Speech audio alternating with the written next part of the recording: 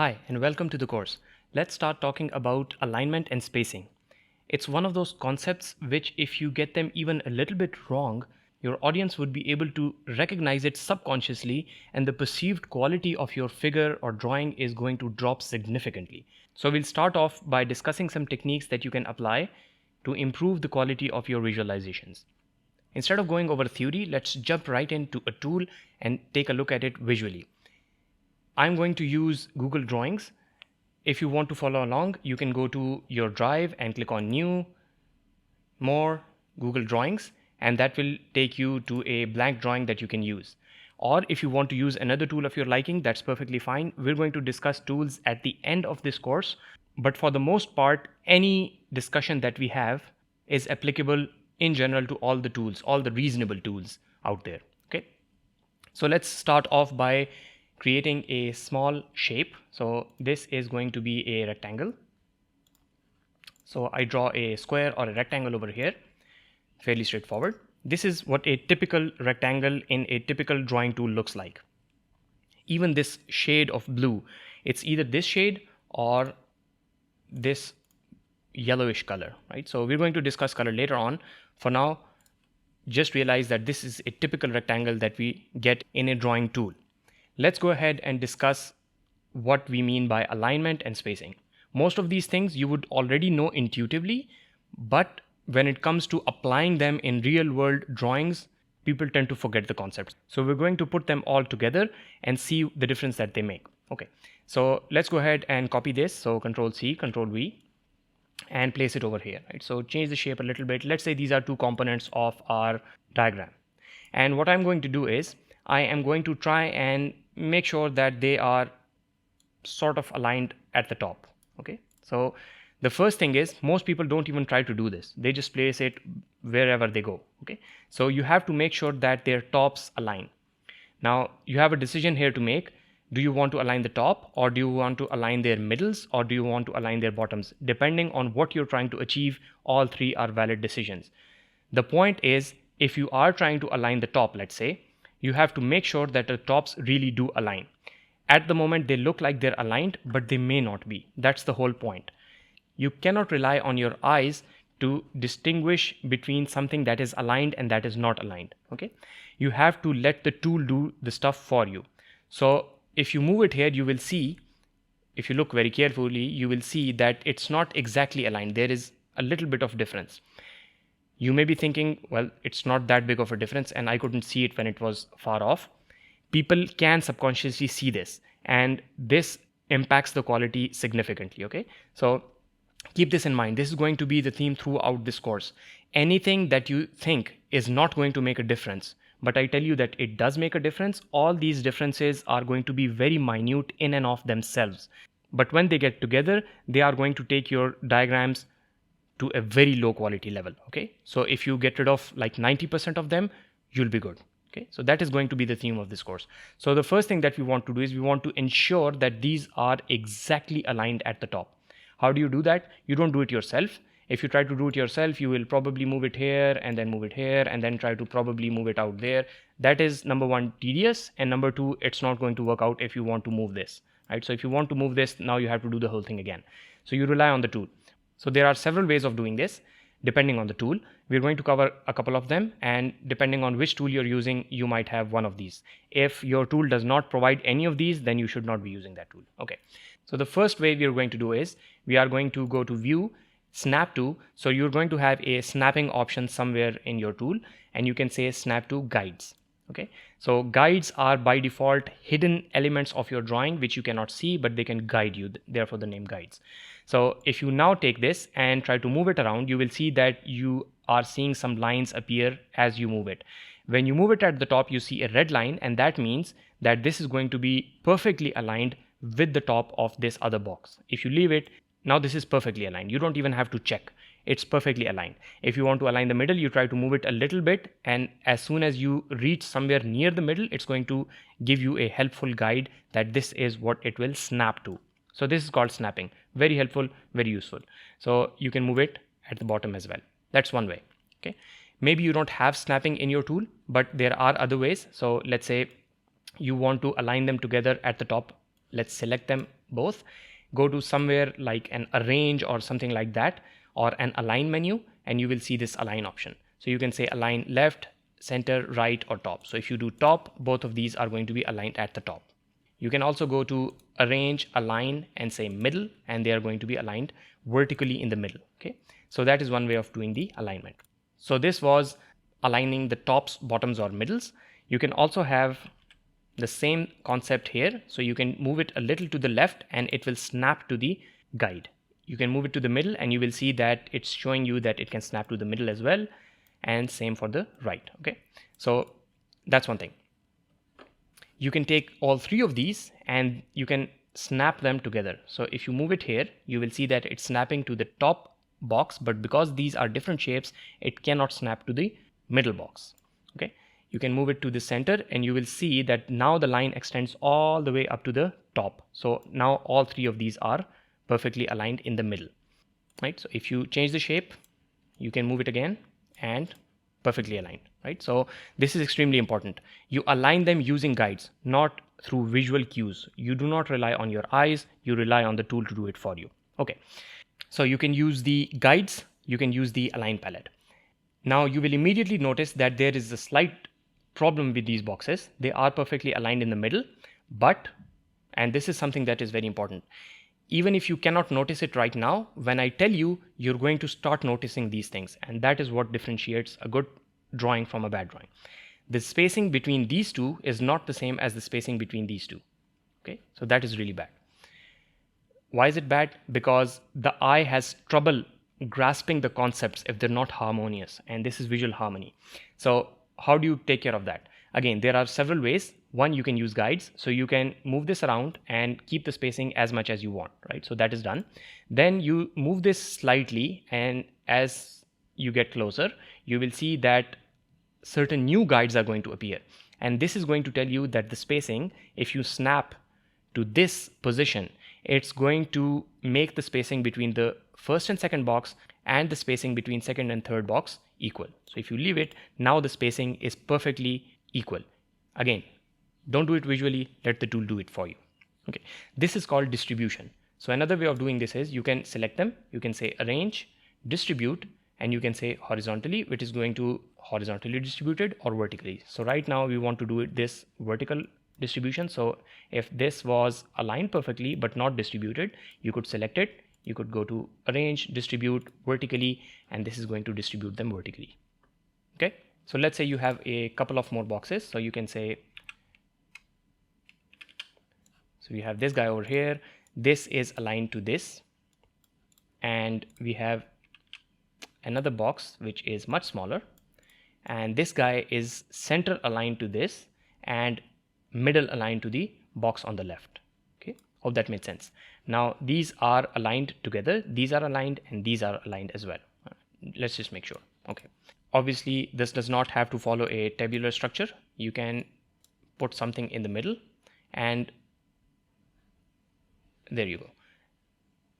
But now, as you can see, things are starting to get a little weird, and we'll get to this flow concept later on, how you can structure your things so that you don't run into such problems. So the spacing here is not the same as spacing over here. So if you try to align this box to the middle things, it's going to look off at the top. So this is something that needs a little deeper discussion, and we'll get to that later on in the course. For now, let's get rid of these a little bit. So let's move this guy out and move these away while keeping them still aligned. So there you go. And this guy is aligned. Okay, now we're good. We're going to connect these boxes together using lines. Again, this is a very common concept. So you take a line and you draw something over here. Okay, so as you can see, this line has been drawn and it's there, and you can move it around. Again, I want you to think about what the problem is with this line right now. If you can spot it, that's really good. You should be able to fix it. If you can spot it but can't fix it, I'll tell you how to fix it. If you can't even spot what the problem is, you may want to zoom in on this. Okay, so if we zoom in on this, you will see that this starts a little bit at the top and goes a little bit at the bottom. It's not that big of a deal, right? Well, not really. it really is that big of a deal because it's going to make our figure look really poor. When you print it out, when you look it on screen, your audience is not going to know what's wrong, but they're going to know something is off, right? Something is off with this figure. And that something is that your line is not perfectly horizontal, it's slightly tilted, and you don't want that. Most of the tools are going to allow you to draw perfectly horizontal and perfectly vertical lines because they're very common. So if you grab any end of this line and move it around, you can move it freely. So that's a good thing, but sometimes it's a bad thing because if you can move it freely, you have a lot more freedom to make mistakes. So what you can do is you can hold this anchor point, move it around, and hold shift. If you hold shift and move it around, it's going to move in certain angles. So it's going to either remain perfectly horizontal or move at, I guess that's 30 degrees, 60, something like that, right? So some tools move this by 45 degrees, some move it by 30 degrees. This looks like it's moving it in by 20 degrees, but it's not really important what the degrees are. What's important is that you can get it perfectly horizontal without having to rely on your own eyes. So again, hold the anchor point, move it around, and hold shift. That is kind of like an industry standard shortcut. So if you hold shift, it's going to make it perfectly horizontal or perfectly vertical. Okay, so you don't have to think about that. This is a mistake that I often see, and it really makes figures look really, really poor. It takes a figure that's like a 9 out of 10 and right down to like a 3 out of 10, right? So make sure that you hold shift when you're drawing lines. Okay, even if you're trying to draw lines which are not perfectly horizontal and perfectly vertical, you can hold shift and move it around in angles that you can control. Okay, so let's move this here. Let's get rid of this. Another problem that we have is sometimes, in fact, let's bring it back. Sometimes when people draw lines, they are going to have things attached to one end and not to the other end. Again, if you're trying to draw like an arrow, so let's say this, it looks fine, it's not bad, but it's one of those minor things that are going to make your diagram look kind of unfinished and unpolished. So what you want to do is you want to make sure that you take your anchor, move it around, and take it closer to one of the anchor points on the component that you're trying to point the arrow to. And then when you leave it, it's going to attach to it. Okay, so you should try and attach your lines to things. Now your line is perfectly horizontal as well. Why? Because we aligned the middle of this box with the middle of this box. So everything comes together. When you want to connect things together through their middle anchor points, you should align them using their middle points. Okay, hope that made sense. Now you might be thinking, what if I don't want the arrow to get right to the end? I want it to start a little off and end a little off. How do I do that? That is where the power of your tool comes in. That is called shortening your lines or arrows or connectors. This tool, because it's an online tool, it's not that powerful. It does not have that option. But later on in the course, we're going to discuss tools and which tools can allow you to do that. That freedom that you want, that does not come from these tools. Anyway, the last part of the story of alignment and spacing is the stuff that goes into the boxes. So let's say I have some content over here. So let's say box 1. Now this looks horrible, obviously. Let's reduce the font size. So there you go. Now this looks like it's aligned to the left, and that is typically not the default. The typical defaults are aligning to the middle, but if you have a tool that aligns to the left by default, you should go ahead and either select the box or the text and go ahead and align stuff to the middle. That is like a big no in drawing. Left alignment, it's rare, right? It's rare. Unless you really know what you're doing, you should always center align everything that you do. Okay, that's a big rule. Few exceptions to this. Okay, so now we have this guy over here. It's sitting over there, looks perfectly fine. The font is not fine. The font looks kind of like bland. We're going to discuss fonts later on in the course. But for now, let's leave the font and come to the alignment aspect of this. So you have to make sure that it's aligned perfectly in the middle. Also, if you have some boxes which are like large, so your text should be aligned at the bottom in general. Again, unless you have a reason to make that distinction of aligning it to the top, sometimes you need to. So you can go to align and align it to the top if you want. Sometimes it makes sense.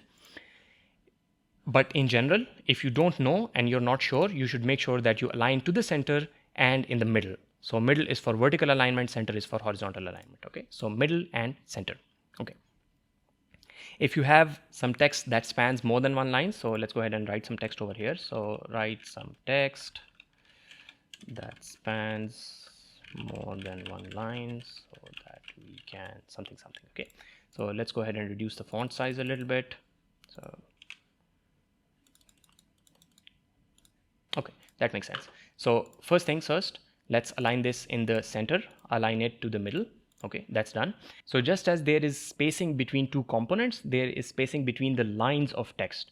So if you have more than one lines, you want to make sure that the line spacing is right. And again, there is a huge amount of theory that goes behind this of human psychology and readability and a lot of stuff. But the short takeaway is, if you're not sure what you're doing, your line spacing in your text should typically be 1.2, right? So 1.2 means if you have a 10-point font, you're going to have a 12-point spacing, right? So 1.2. Keep that in mind. You're almost always going to have some sort of a line spacing option. Here it's available under this line and paragraph spacing. The options are 1.15. So there is slight disagreement between whether 1.15 is the best or 1.2 is the best. I follow the 1.2 school of thought. If you do 1.15, that's also not very distinguishable. So you see the minor difference. So let's undo that.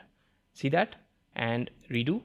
That difference, which appears minor, makes a huge quality improvement to your diagrams, your text. So even if you're using general word processor writing, you should use 1.2 line spacing. Okay, so just a side note. Okay, finally, if you have text which is getting cramped up a little bit, so let's say, so it's kind of getting close together to the sides and at the top and at the bottom, right? So what we can do is we can go ahead and change what is called the padding. So if you've done some sort of like web development work, you would know what padding is. But really what padding is the spacing between the border of your component and the content of the component. So this spacing over here, right? So this is called the padding. So what you want to do is, if you move this closer, you will see that things are running away from the border. That is what the padding is. So you can go to format and format options. Depending on your tool, this might be somewhere else. So in some sort of text formatting option, you're going to have this padding option. So you can go to text fitting over here and increase the padding. So let's change the padding of left to 0.2, and you will see that it makes a slight difference, and right 0.2. Okay, so that is done. However, we don't have enough space at the top and the bottom to increase the padding. And this is where your understanding of padding comes in. You cannot have this box and this text in this font and this size. Okay, a box of this size simply cannot hold text of this length and this size while remaining visually appealing. You need to do something about it. And here the fix is quite simple. If you can reduce the text content, simply go ahead and do that. This looks a lot better. Sometimes that is not possible. Then that means you need to increase your box size. Okay, you need that. Hope that made sense. You need padding. If you can use the tool to fix the padding for you, that's good. If you cannot, then you either need to modify the content or you need to modify the container. Either way, the takeaway is make sure that you have some padding around your content, because if you don't have any padding, it looks really bad. So if you have something that looks like that, it's too cramped, it looks too close together. We're going to come back to spacing later on when we do case studies, but for now it's sufficient to say that you need padding, you need alignment, you need distribution, and you need to make sure that all your lines are straight. This one is no longer straight because we increased the top size of this. So let's go ahead and move this and make sure that our stuff is aligned again. Okay, you need to keep making sure that your alignment and distribution does not get disturbed. Okay, hope that made sense.